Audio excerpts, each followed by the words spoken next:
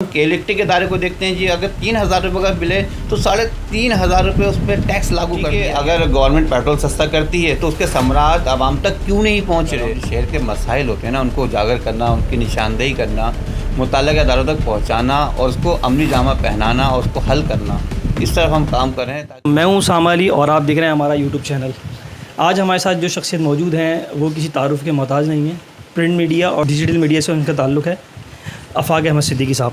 Sir अस्सलाम वालेकुम, कैसे हैं आप? वालेकुम अस्सलाम व रहमतुल्लाहि व बरकातुहू। जी मैं खैरियत से हूँ, आप कैसे हैं सर? दुआएं चाहिए सर। और बताएं क्या चल रहा है आजकल?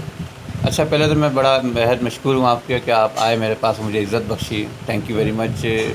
बस आजकल चल रहा है कुछ यूट्यूब चैनल चला रहा हूँ मैं, एक निशानदेही के नाम से, उस पर भी हम काम कर रहे हैं। और एक चीज़ और मैं कर रहा हूँ, जो शहर के मसाइल होते हैं ना, उनको उजागर करना, उनकी निशानदेही करना, मुतल्लिक़ा इदारों तक पहुँचाना और उसको अमली जामा पहनाना और उसको हल करना, इस तरफ हम काम कर रहे हैं ताकि जो शहरी हैं, हमारे जो लोग हैं, वो निशानदेही की तरफ आएँ। क्योंकि हमारे शहरी जो है निशानदेही की तरफ बिल्कुल नहीं आते, सिर्फ बात करते हैं जी ये मसाइल हैं, वो मसाइल हैं, फिर हम मुतल्लिक़ा इदारों तक पहुँचाते हैं उस बात को, और मुतल्लिक़ा इदारे उस पर इम्प्लीमेंट करते हैं, 100% करते हैं। मैं लोगों से भी यही कहता हूँ कि खुदारा अपने इलाके के मसाइल की निशानदेही कीजिए और मुतल्लिक़ा इदारों तक पहुँचाइए और मसले हल होंगे।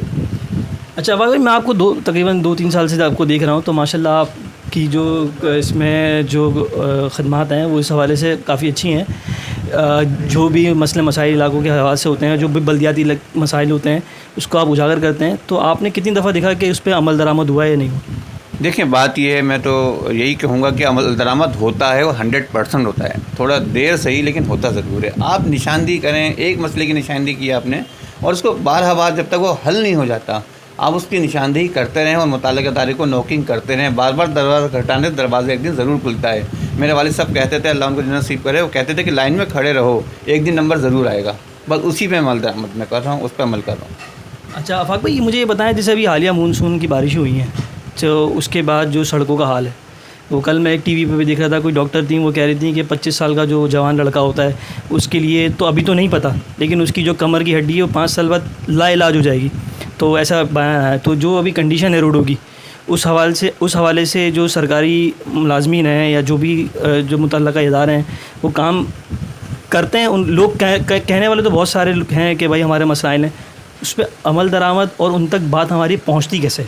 अच्छा, पहले तो मैं एक बात ये बताता चलूँ, जब हम अपने घर की कंस्ट्रक्शन करते हैं, हमारे घर में कोई टूट फूट होती है, मिसाल हमारे घर की छत गिर रही है, प्लास्टर टूट गया है, रेनोवेशन करवाना है, उस रेनोवेशन के दौरान हम किस मसाइल का सामना करना पड़ता है। एक तो हमें घर तब्दील भी करना पड़ता है, कुछ लोग घर तब्दील नहीं करते तो एक कमरे से दूसरे कमरे में सामान शिफ्ट करते हैं। इस दौरान जो हमें मुश्किलात का शिकार होते हैं वो हम जानते हैं। इसी तरीके से जो मुतल्लिक़ा इदारे काम कर रहे हैं, रोड काम कर रहे हैं और सीवरेज का काम कर रहे हैं और सिंध सॉलिड मैनेजमेंट जो है वो कचरा उठाने का काम कर रही है, तो सारे काम आहिस्ता होता है।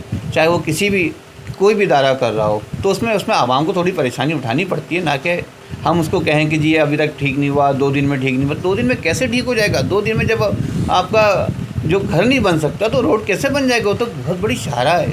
ठीक है, आप ज़रूर नुक्ताचीनी करें, लेकिन जब तक काम मुकम्मल ना हो जाए, अगर वो काम शुरू हो जाता है तो वेल एंड गुड है, अगर नहीं होता तो बिल्कुल आपका हक़ बनता है कि आप निशानदेही करें और एक अच्छे शहरी होने का सबूत दें। क्योंकि अच्छे शहरी के भी कुछ हुकूक होते हैं, अच्छे शहरी अच्छे कोऑर्डिनेशन पार्टनर होते हैं मुतल्लिक़ा इदारों के, और अच्छा कोऑर्डिनेशन से ही मसाइल हल होंगे। और एक दिन हमारा शहर जो है इसी वजह से अमन का शहर भी बनेगा और खुशहाली का शहर भी बनेगा, ग्रीन क्लीन भी बन जाएगा इंशाअल्लाह ताला।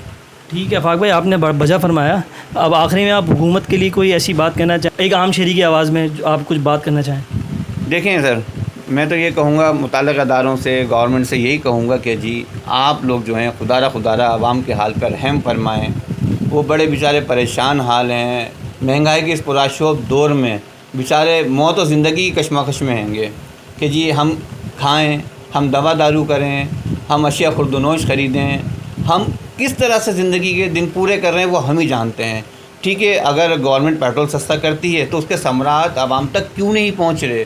उसका सिर्फ फ़ायदा हो रहा है ट्रांसपोर्टर हजरात को। अगर 18 रुपये पेट्रोल कम हुआ है तो किराया एकदम कम नहीं होता। हुकूमत की चाहिए चेक एंड बैलेंस का निज़ाम कायम करें, चेक एंड बैलेंस रखें।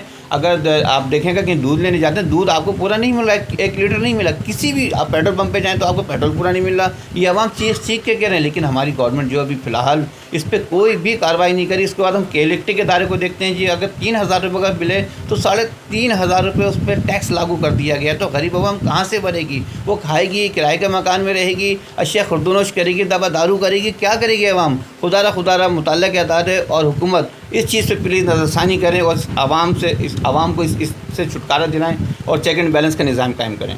शुक्रिया आफाक साहब, आपका बहुत बहुत शुक्रिया।